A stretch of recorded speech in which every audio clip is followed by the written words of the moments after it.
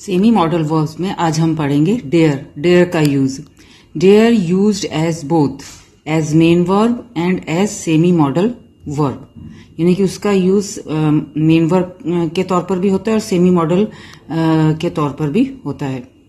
Meaning challenge someone to do something और brave enough to do something. इसका meaning है, dare का meaning है साहस दिखाना या हिम्मत दिखाना।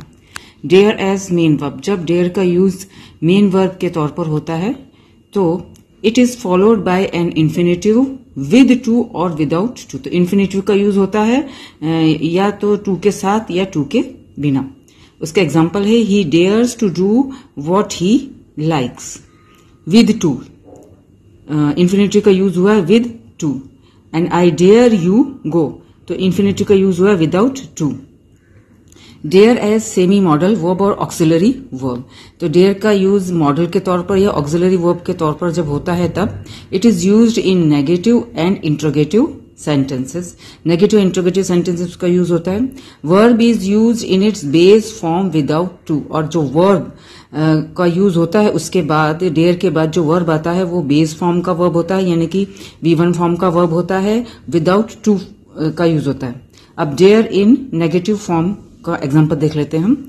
ही dare not go to the party, तो यहाँ पे to go is not used. यहाँ पे जो डेयर है he dare not go to the party, तो टू गो नहीं आया, यानी कि वर्ब के आगे टू का यूज नहीं हुआ है। इसमें ही डेयर इसलिए आया क्योंकि यहाँ पर डेयर्स इसलिए नहीं आया है क्योंकि यहाँ पर जो डेयर है वो सेमी मॉडल वर्ब या ऑक्सिलरी वर्ब के तौर पर यूज हुआ है, मॉडल के तौर पर यूज हुआ है, इसलिए यहाँ पर डेयर ही डेयर्स नहीं आया है, डेयर आएगा।